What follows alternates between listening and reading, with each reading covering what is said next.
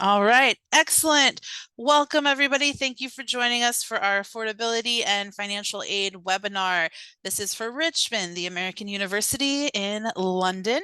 My name is Victoria Yepes Taylor, joining you from Florida, and I've got my colleague Charles Bobby Haas, who is based out of New York. And we are both proud Richmond graduates, as well as members of the recruitment team. So happy to answer questions, as well as share our experience. But today we are focused on affordability and financial aid. Not the most exciting of topics, perhaps, but very important nonetheless. So we'll dive in right here. I also wanted to mention, if you do have any questions, feel free throughout the presentation to put them in the Q&A or the chat, or if you'd like to save them for the end. Sometimes I try to answer them along the way, but usually I find it's best just to kind of tackle them all at the end, just to see if we kind of answer them just along the way anyway. Okay, but however you like, don't feel like you're interrupting or anything. Feel free to post a question, and my colleague Bobby will try to answer it if it's something quick and easy, and he can just send you a link. Or if it's better, if he thinks it's better for the whole group, then we'll leave it for the whole group at the end. All right. So the question we're all here to answer, can I afford an international education in London? So I'm going to give you all the facts, all the information, all the figures, and help you to make that decision to answer this question. Okay, so a big update for Richmond, fall 2023. We have an update for our undergraduate tuition, specifically for our US students. All students, US students are falling under the international rate. In the past, they had a separate US rate. We're now all under the same umbrella. It keeps it very simple, clean and clear for all to understand. So a few terms to kind of go over here first. The first term is tuition. What does that mean? So for us, this term refers to the yearly cost to attend classes at Richmond. There are no additional fees like an enrollment fee or something like that to attend the university, but it is important to note that tuition does not include some important costs like housing, food, travel, your visa, daily expenses, things like that. The other thing that I know we're kind of getting used to here is the conversion rate. So Richmond tuition is in UK pounds sterling. As you'll see, that can be noted sometimes as GBP or that little kind of L-shaped symbol. And throughout this presentation, I'll convert this to US dollars, which we may be a little more familiar and maybe a little easier to kind of conceptualize. On the side here, you'll see just to kind of begin wrapping our heads around this conversion. So we have there's kind of two ways to think about it. First way, what is £1 equivalent to? About $1.22. So that would be one way to kind of think about it. Or you could kind of reverse it and think, okay, what does 100 US dollars equate to? About 82 UK pounds sterling. So just starting to familiarize ourselves, you can always try. You can put amounts into Google and they'll give you conversions. You can go to websites like I have the one posted here, xe.com, to give you currency conversion because it does change day to day just slightly, but it is just important to note because it may not be the same exact amount because these amounts fluctuate just a little bit usually. But the more you get used to it, the more you you have a little bit more ease with conversion and just a little bit more familiarity with what a pound is versus a dollar. So our undergraduate tuition update.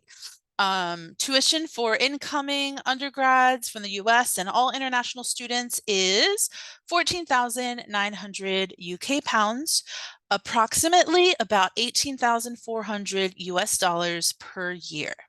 So what was the reason for this change? Several. Affordability. Compared to other US institutions, we are quite competitive with other private institutions in the US, and that's something I'll highlight in just a little bit.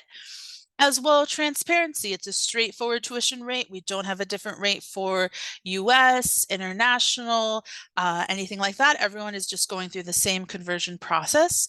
And clarity, no hidden fees. This is the tuition. You may, if you compare us with other universities, perhaps they have other fees that you need to consider, but this tuition rate is the tuition rate. There's nothing else hidden there. All right. So point number one, affordability. So according to the 2021 College Savings and Student Debt Survey by Fidelity Investments, 4 in 10 high school students rated cost as the most important factor in choosing a college. So, and that's just the most important. I imagine many other students still thought it was, in their top 2, 3 factors. 4 in 10 high school students. So that's according to Fidelity Investments. And then similarly, we look over here just to see how Richmond kind of competes. So trends in college pricing and student aid 2022, which was published by the College Board, which we know as issuing our AP exams and all of that. They posted tuition fees for 2021 to 22 and 22 to 23. And, certainly you see if you're comparing us to a public 2-year, 4-year institution, that I would argue isn't such a fair comparison. But if you're looking at Richmond compared to out of state or private schools, then that $18,000 per year competes quite well with the $20,000 to $40,000 that you see for other, private or out of state public universities. And then that doesn't even include our undergraduate scholarships. So all of our applicants are considered for merit-based scholarships. They are strictly GPA-based. There is no additional application needed. And these scholarships automatically renew each year as long as you're maintaining your standing as a good student, maintaining your GPA. We have a note there, be sure to check the university website for all the renewal criteria. But, as long as you're maintaining, being a good student and adding to the community, you keep your scholarship. So we have the little chart here to kind of give you an idea of where you would fall. So we have starting from a GPA of 2.7 all the way up to 3.7. We have different offerings. So you can kind of see where you would fall and what scholarship you would qualify for. So we already have our competitive tuition, and then to boot, we're adding our scholarships here. So I have 2 examples to kind of give you an idea of how these scholarships come into play. Here they are. So I picked the highest offering and the lowest offering. So first for GPA 2.7, so you see our tuition subtracting the £2,000. So that would bring you down to 14,900, equivalent to about 15,600, 700 US dollars.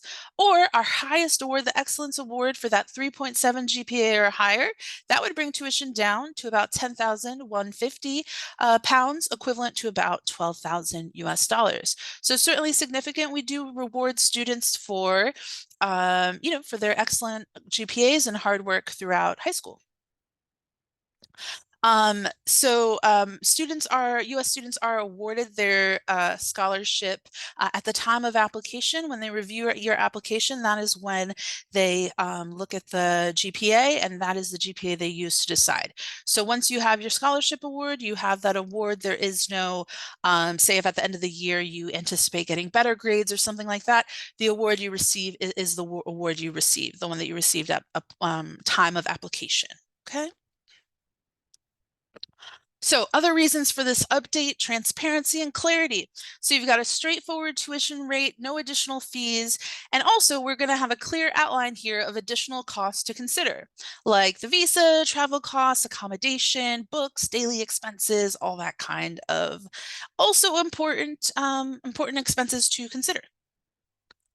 So as well, I didn't want to leave out any of our postgraduate students. So just to remind you of our tuition rates, we have, you see starting fall 23 for the MA programs. And then some of the programs have specific tuition amounts like the MBA, MBA Entrepreneurship, and the Luxury Brand International Business. So those do have different amounts. So those are your tuition rates. And then these are your scholarships. So they're also GPA based, but they're a little bit different with either the 15% or the 20% tuition deduction there. And I know a lot of times students say, oh, wow, I would qualify for several scholarships. You're awarded whichever scholarship, the highest scholarship that you qualify for. So you can't kind of, stack them all together or something. Whichever the highest you have earned, that's the one that you receive. Okay, so other important costs to consider: visa fees. Now, we're going to have a whole visa webinar. You tell how excited I am about our visa webinar. I'm pretty pumped. Mid-May, next month, May 17th. Be sure that you register for that. You can check that out on our information webinars under the US students on the Richmond webpage. You can register for our visa webinar, which will be mid-May, and we're going to go through the entire visa process. But since we're talking about costs, I did want to highlight a couple of costs now because they're important to consider. So to complete the visa application, there is a charge. It is a £363 one-time application fee, £363 equivalent at mid-March as of 441 US dollars. As well as part of the visa process, students have to sign up for national health insurance, the IHS Immigration Health Surcharge, and that is £470 per year of expected study. So if, for example, you're an incoming student, you're not bringing any transfer credits, for example, 4 years expected to study. So that £470 per year equivalent to about 571 US dollars. Multiplying that times the 4 years, we're getting, and adding the application cost, you're getting £2,243 for the visa costs, the overall visa costs. You just do it one time. It's good for the entirety of your studies. £2,243, equivalent to about 2,754.55 US dollars. The IHS fee, that health insurance that I said is per year, it's based on the length of your visa, and it also includes a little wrap-up period. So usually they have about a month or two after graduation that they add on there too, and that's how they calculate that. If you want a more exact calculation for you, you can go onto their website, that Immigration Health Surcharge site, and you just put in some info about when your program starts, when it ends, and they'll let you know exactly what your fee would be. Like I mentioned, we'll go into a little bit more detail with that, or a lot more detail with that during the visa webinar, but I just kind of wanted to touch on some of these costs so we kind of familiarize ourselves with them as we're considering all these costs that are involved with studying internationally. As well as part of the visa application, there's something called financial maintenance, or they'll call it the financial requirement. This is the figure the UK government has calculated that a student needs to support themselves while they're in the UK. They know that you're a full-time student, so you can't be working full-time, so you need to have funds to support yourself. We can all debate on how much a student needs to support themselves, but the UK Visa and Immigration have calculated an amount, and they've calculated £1,334 per month. This is equivalent to per month, and they're looking at 9 months. So basically your first year is what they use to calculate. So that is £12,006, which is about right under 15,000 US dollars. Now, due to the differential evidence requirement, you'll see this noted a couple different ways: the differentiation arrangement, it's kind of a tongue twister. US passport holders, British nationals overseas, and many other countries do not need to show this requirement when they're applying for their visa. If you need to find out if you do or do not, you can check out the gov.uk/students-visa/money website. It has a list of all the countries that can fall under this arrangement and don't need to show this evidence at the time of application. And while very rare, you might be asked to provide this evidence before you get a decision on your visa application. If you do need to provide it, you'll be contacted by UK Visas and Immigration, UKVI, after you've submitted your application. So this is not evidence that I will be checking, that the US admissions or the UK admissions office will be checking for US passport holders, because we fall under this differential evidence requirement. If you have any other questions about that, we can certainly discuss it further, and we'll go into a little more detail during the visa presentation, but just wanted to give you an idea. This money can be shown through student loans, or it can be shown in a checking or savings account of a student or a parent. And while incredibly rare that this funding and evidence is requested, we have to be ready for the incredibly rare. So that's why we talk about it now. All right, other costs to consider: housing. So Richmond has partnered with IQ Haywood House. They're located in West Hampstead, and they offer shared or studio housing, ensuite bathrooms, self-catered, so you have a kitchen, and there's a gym available. So I've got all of the different options from the Gold Suite Plus all the way down to the Bronze Suite. And they essentially range from about 341 to 288 pounds per week. That's why towards the top, I kind of averaged it to about 300 UK pounds a week. So about 365 US dollars a week for housing with our partner, IQ Haywood House. You do not have to house with our partner, but we do encourage first-year students to take this housing. We offer our residence life, so our student affairs department, our student support. You have like a hall director to kind of give you a little extra support. We have a dedicated block of Richmond housing, so you're with other Richmond students. And also, we've negotiated a rate with them that better matches our academic calendar than a lot of the other UK student housing providers, just because the UK students, their schedule is usually a little bit different than ours. So IQ has worked with us to make a calendar that kind of works a little bit better with our schedule. But if you check out our accommodation page, you'll also see under the IQ Haywood House information, you'll see a bunch of other third-party student housing providers. You're welcome to check them all out, compare them all, and see what makes the most sense to you. The feedback I've received is that IQ Haywood House is a little on the higher side as far as the cost range, but you have to consider also that student support, having that Richmond student population as well, and that negotiated rate, because perhaps the housing is a little higher, but the stay may be a little shorter. So you may find somewhere else where maybe the weekly rate is less, but they want you to sign up for 50 weeks, which if you're happy to do so, totally fine. But I just want to make sure you kind of have all of that information before you make your decision. If you are interested in housing, you can work with our Student Affairs Office. They are the liaison between our students and IQ Haywood House. So you are welcome to check out the IQ Haywood House website, but when you check it, frequently it'll say that their housing is full, and this is because Richmond has their own block of housing with them. So you work through our Student Affairs Office to get housing, and actually May 1 is when they're going to begin that process, our Student Affairs Department. So housing is completely available, and we'll be getting going soon.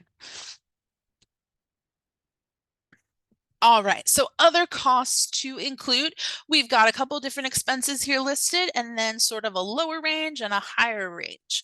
So starting with, we've got our student housing. So there's the 36 weeks, like I said, September to May, a little different than perhaps a 50-week arrangement. But if you want to stay over the summer, maybe that works for you.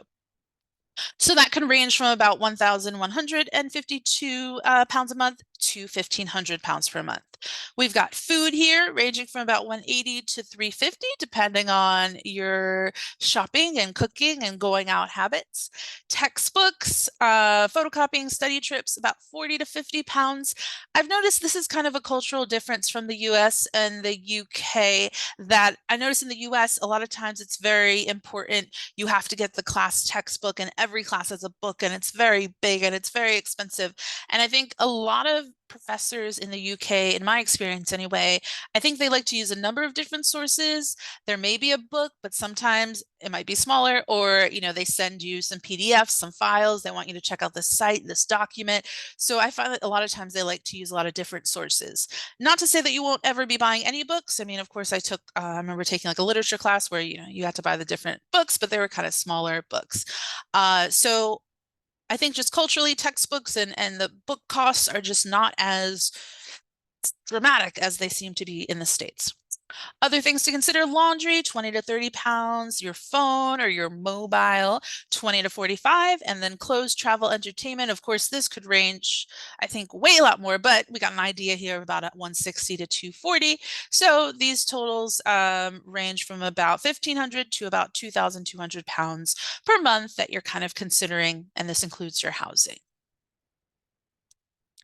So here is our fearless leader here, University President, Dr. Phil Dean, saying that, not only are we offering greater transparency, but an education at Richmond which provides students with excellent value for money through our applied approach to liberal arts. So very, very excited about this update in tuition, and just a greater emphasis on transparency across the board for all of our international students.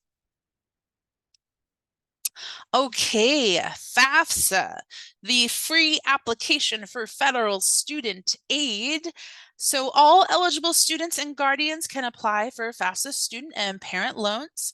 There are no need-based offerings or grants available for Richmond students, as Richmond is outside of the United States.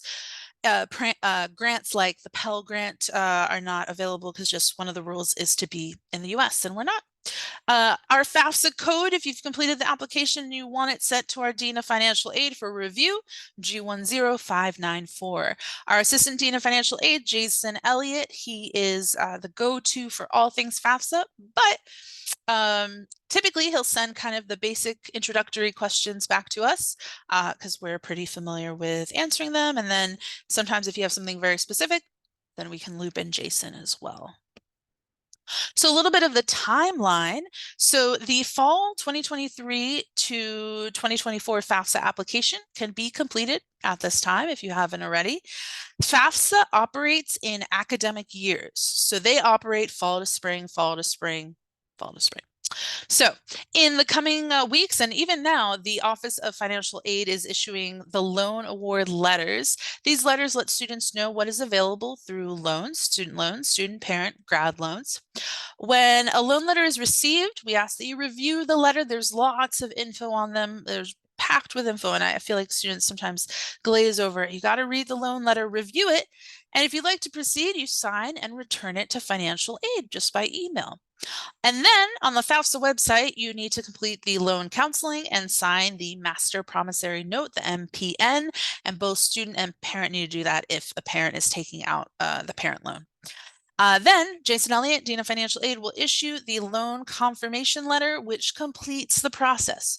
So even though loan funding, FAFSA loan funding is not dispersed to the university until classes begin.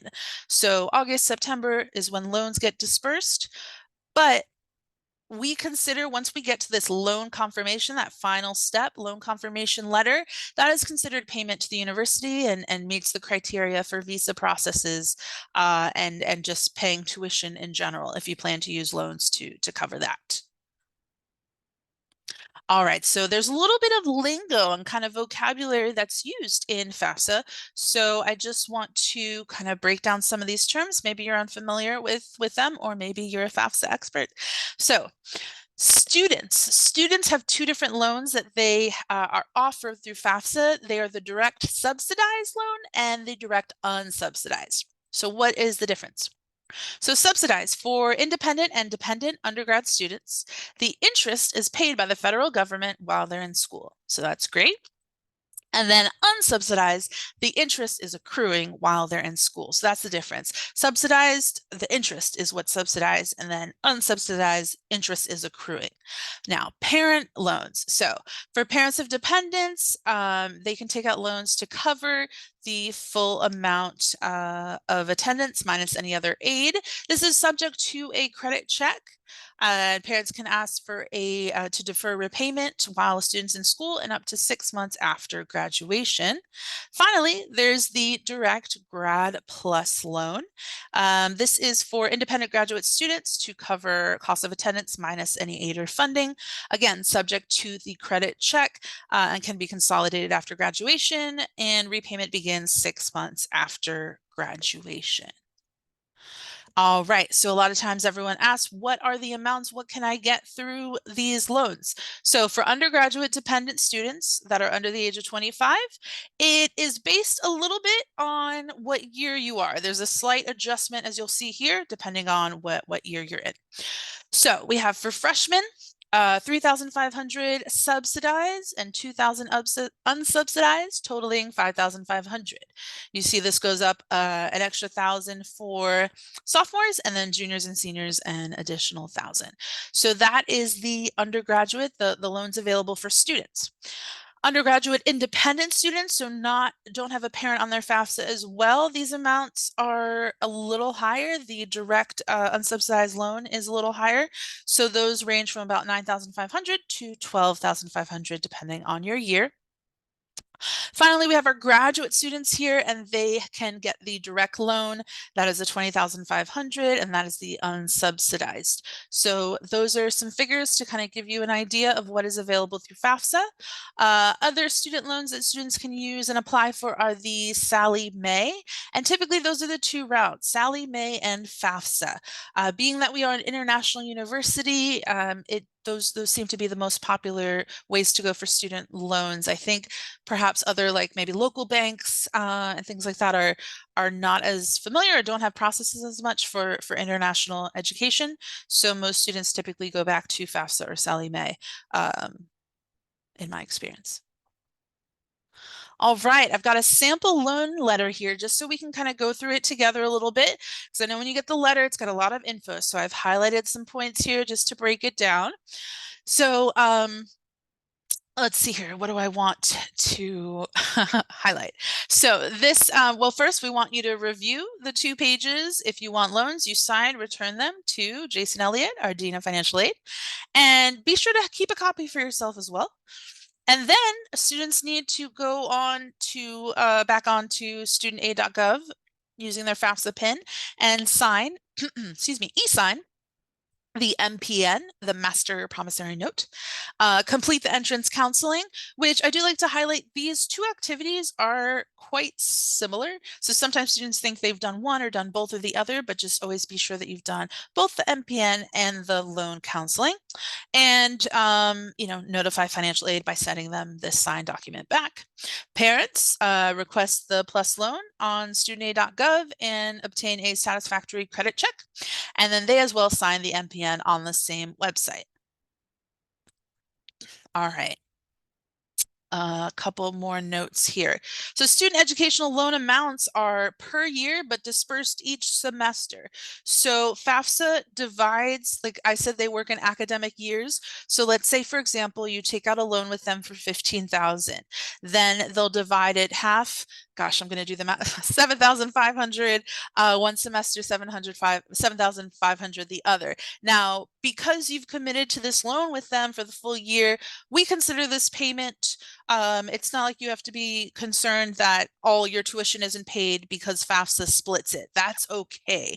But you do want to make sure, because a lot of times students take out excess loan money because they want to cover beyond tuition. They want to help cover housing, cost of living, all those items that we talked about. So you do want to make sure that when they split the tuition in half, the kind of refund that you get back from that is enough to cover your housing, whatever you'd like it to cover. So if you kind of want to discuss that further, we certainly can. These maximum loan amounts are determined by FAFSA, the Federal Direct Loan Program rules, and by our COA, cost of attendance. Signing the MPN does not commit you to taking the loan. Interest calculations are based on disbursement dates, and federal loans can always be repaid without penalty. The amounts listed are subject to change if your award eligibility changes, you receive additional aid from another source, or you have changes in any other circumstances. All right, so this is the key part that you have to kind of interact with on the loan award letter.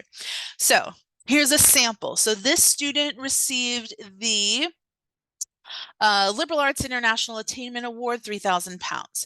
They received a loan for $3,500 subsidized and a loan for $2,000. And then they have an available Parent Plus loan of $42,620. Now, I know you may be thinking, well, Victoria, you said tuition is about 18,000 US dollars. Why is the parent loan so high? Well, first of all, if you have other forms of funding, you do not need to take out that whole amount.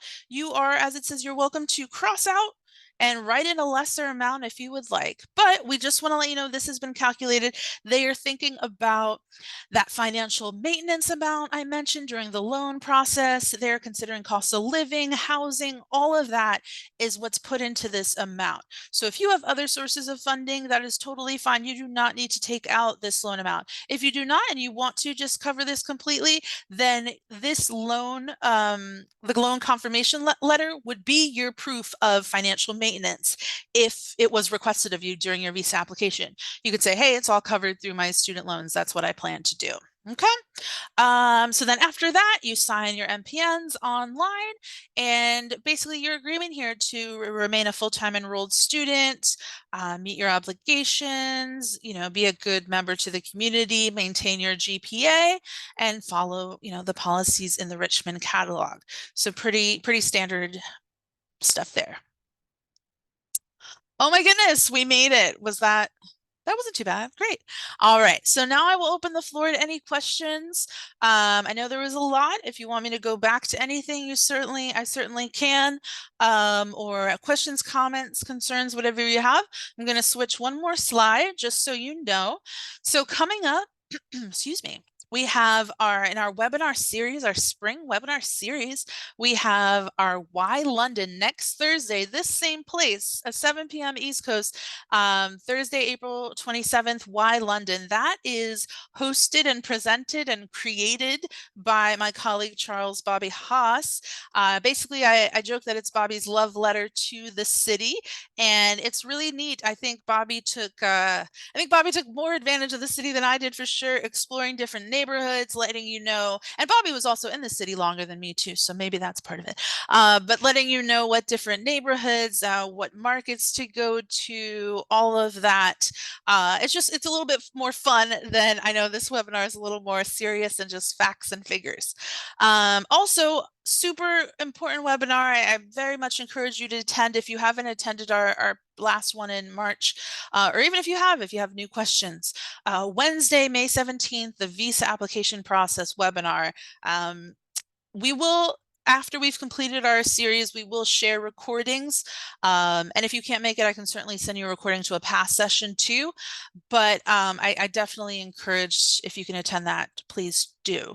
And you can check them all out on our website, the Meet With Us information webinars page. We've got my email here. We've got the U.S. Admissions Office email as well. All right, I see some questions and things going through, I think. Okay, just some comments. Good, good, good.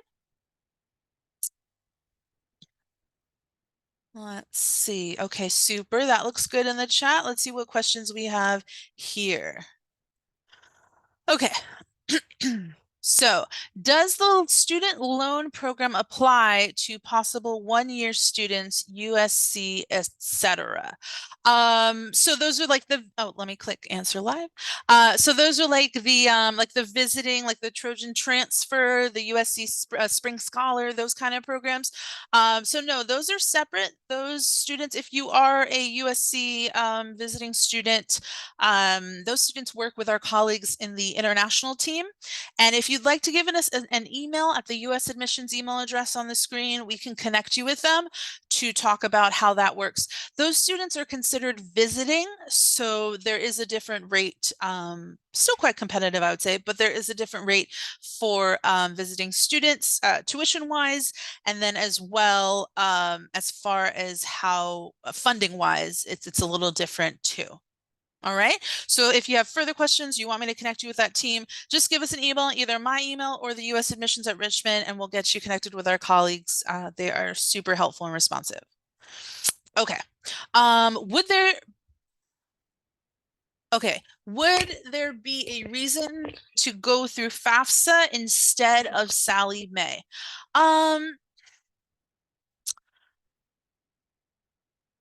Sometimes people like to compare, we'll just compare offerings and also compare like the interest rate that they're offered. So that could be worthwhile. You're certainly welcome to apply for everything and just kind of see what you get. The other reason, I think sometimes if a student isn't applying through FAFSA with their parent, then they may want to go with Sallie Mae. Although I believe with Sallie Mae, sometimes or frequently they ask for like a co-signer. So I don't think it necessarily has to be a parent, but a lot of times you do have to have a co-signer, some kind of guarantor or something like that. I would say the majority of students I work with usually go with FAFSA. I find more, I think, grad students maybe appealed to Sallie Mae, and maybe that's because they've I don't know if they've used their allotment of FAFSA funding maybe through undergrad or something like that. I'm not sure. I'm not sure what's made them pick one or the other. I just kind of give them the options and then they sort of go whichever way they choose to go. But I think interest rate and then whether parents are involved or not would be the two big factors there. Let's see here. Is there a difference between a parent plus FAFSA loan and a Sally Mae co-signed loan? Um, in my experience, not too much. Yeah, because it sounds like so if it's whether you have a co-signer or a parent, either way, you've kind of got that extra person on there. So I would say the only difference would probably be the interest rate that they offer. I don't know if it's too different, but that I think that that could be the thing. Or I know just sometimes some students I've worked with have had issues with one or the other, are unable or maybe ineligible or something like that for FAFSA or Sally Mae or one or the other or something like that. But we try to, with this presentation, kind of hit the general most frequently asked questions, kind of knock them all out. So now we are able to, discuss with you if you do have any kind of specific, not here in the webinar, but afterward, whatever specific kind of concerns you have. Everyone is different, especially Richmond students, because they're different in so many ways globally from all over the world, so many different backgrounds and all of that. So sometimes we do need to kind of go into each case and see what makes the most sense for you. But if you are at all interested in FAFSA, I definitely encourage you to fill out that application and get that in and include our code. It can take up to 10 days for it to be processed by our Office of Financial Aid. And then you have the loan letter, and then you can kind of, you have that information and you can move forward from there and kind of decide what you want to do.